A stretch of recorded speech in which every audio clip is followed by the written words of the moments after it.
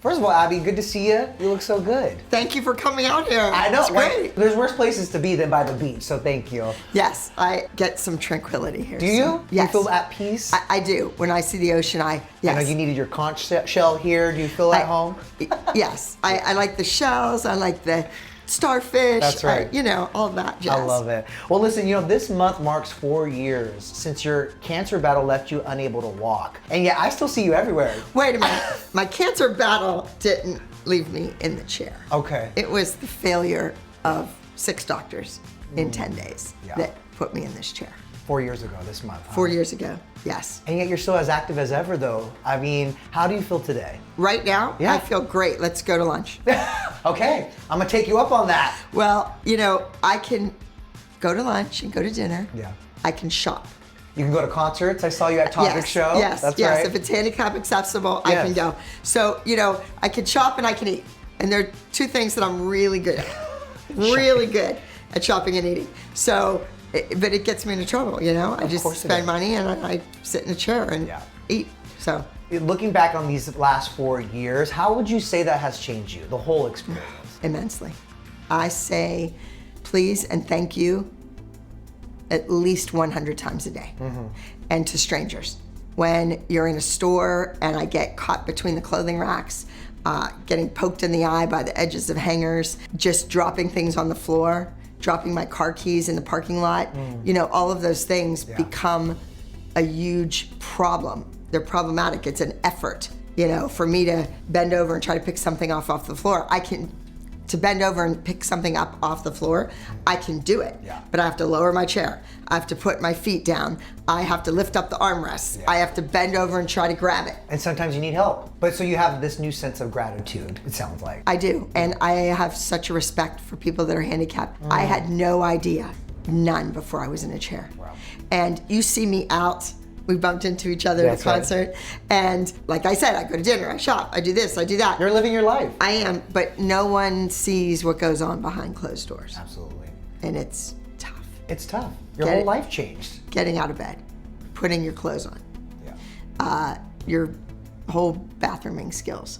All of those things are so difficult. Brushing your teeth, and then you forget and you just go to, spit in the sink and it's all over you because you can't get close enough to the sink. Right. It's just, everything changes. Isn't that crazy how when those types of tragedies happen to us, our life perspective changes, right? You start realizing the things you maybe took for granted in the past. I do.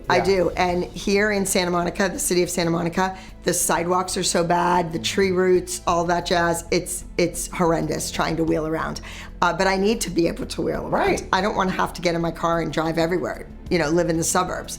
That's why I live over here by the beach. And you're not the only one either. There's plenty of people who are probably needing that same assistance, right? They do. Unfortunately here in this city, because I'm in a wheelchair, I'm looked at as homeless.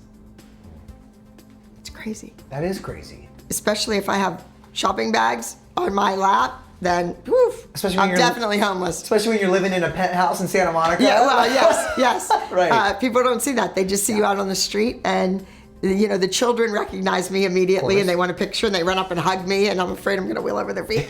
But adults, people, the strangers, just, you're scum. Have there been any positive takeaways from what you've been through in the last 4 years, besides that new life perspective? No. No? No. It's being thankful and grateful for the people in my life, the people that stood by me through thick and thin, through all of this. I love them dearly. And for the strangers, there's an old Irish proverb, when you need a favor, ask a stranger. People have been wonderful to me. Amazing. However, I'm a little bitter. I'm a little angry. Why is that? At the doctors that said, go home and take it easy, you'll be fine.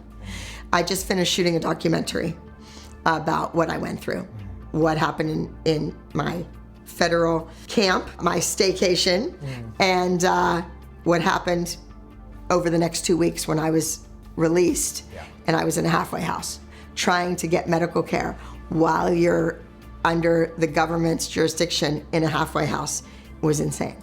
Wow. Having to go to the doctors that were within a mile radius instead of where I needed to be or where I wanted to go. And that was detrimental, obviously. So knowing what you've been through and knowing you're at this place where you want to share your story, what do you hope people take away from it when they watch that documentary? I want them to know really why I went away. Exactly why and what happened, because there's so many different rumors and fragments of statements out there that people think it was about tax and this and that, and it wasn't. And I also want predominantly women to know their bodies, and when something is wrong, keep fighting, keep asking the questions, keep going to another doctor, because I did that.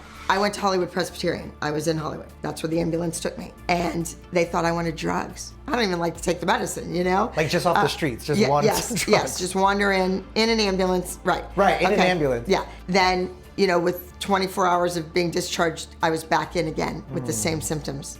How do you have a woman who is white, tan, really tan, beautiful tan, but white as a ghost, sweat dripping, babbling gibberish, screaming in pain, and go home and take it easy? Right. There's something wrong. And one of the other doctors that I went to, his office was above a hospital. Why wouldn't you take me downstairs, walk me there by the hand, or call downstairs and say, hey, I'm sending someone in that needs an MRI. We need to find out what's going on with this woman. Or run a CT scan, do her blood work again. Let's get to the bottom of this. Nope, here's some protein shakes. So this documentary is addressing all of that? Yes, I'm naming names. You're naming names? Yeah. Okay, I was gonna say, is this like, are you exposing the people you feel who are responsible for this? Well, I want them to know what happened to me. Maybe they didn't watch the news that was on every channel, right? Maybe they didn't watch Entertainment Tonight and see what was going on with me, that I was in a wheelchair. I shouldn't be in this chair. If any one of those 6 doctors would have caught this, they would have started chemo immediately before the cancer had choked my spinal cord. When the Burkitt lymphoma attached itself and started to choke, that's when the damage was done. And that happened over a 24-hour period. I became paralyzed from the neck down. Oh, just 24 hours Yes. that happened. That was on Friday the 13th, I went in, and by the 17th, I was paralyzed from the neck down. Wow. Yeah, I want to switch gears a little bit and focus on some positive, because you do have an exclusive reveal for us. Miss Abby Lee Miller has a man, I hear? I do. You do? I do. You should have maybe caught me a week ago, because he was better. He kind of drowned himself a little bit. Listen, men aren't perfect. They are not perfect, but no, I know that. I'm not perfect either. Exactly, none of us are. So I get it. I don't know. It's hard. It's really, really hard. Oh, and especially in this town. You know, I think if I was back in Pittsburgh, I don't know, there's a lot of doctors, there's a lot of medical people, there's a lot of attorneys, there's a lot of, you know, just nice guys. There's a lot of quantity here. I don't know about the quality. I know, but... and you know, also back east, there's a lot of like blue collar guys. Like my dad worked for the railroad every day for 43 years. But you're here. He got a good pension. I know. You're here. So I know. Knowing that a good man is hard to come by. Actor guys. Is this an actor? Yes. It is. I'm dying to know how y'all met. At a party, an Oscar party. Look at you. Yes. See, you still got it. Yes. You're going to Oscar parties and picking up men. Yeah, in a tuxedo. You know, you have to own your own tux. Please tell me the rules. Okay, you have to own your own tuxedo. Okay. You have to be able to go to the theater and theater etiquette. Okay. You want to see a Broadway show. And dress up for it. Well, yeah, of course. And the belt, you know, the belt matches the watch, strap watches And the shoes. shoes. Yeah, that's key. Okay, so far he's checking these boxes off. Well, tuxedo, theater, yes. Be able to drive a truck, drive a stick, drive a sports car, drive anything. Okay. And maybe build some props, like for the dance recitals and that, you know. You want a handyman. Yes, I'd like a handyman, but a refined handyman. Okay. Do you feel like you are training him on a couple of these prerequisites? I feel like he's a little too, do I say this Say word? it. Say it. He's a little too old to train. To train. You know, you can't teach an old dog new tricks. You know, I like him young. Okay, so what attracted you to him then? This is gonna sound so bad. Say it. He's a good +1. You know what? That actually is one of my prerequisites. That's on my checklist. I think that's really important, especially someone as busy as you, as famous as you. You need a good +1. Yes, yes. And he owns his own tux, so there you have it. Yeah. Okay. Are you happy? I'm happy. Okay. There's a couple there might be another two guys, so we'll see. What's your secret? I'm over here taking notes because I got zero in the basket. Well, I think one thing is they would have children that watch the show. Okay. And so there was like a connection. They would hear my voice in their house all the time. You know, that's one. The other thing is just being out here and, you know, being social. Yes, absolutely. So you're not on the apps. You're not finding these people on Tinder. No. You're But what do doing you it think the about old-fashioned. OnlyFans? Are you on OnlyFans yet, Abby? No? Okay. I'm not. You're not. But I have a few wouldn't friends that are making some good money.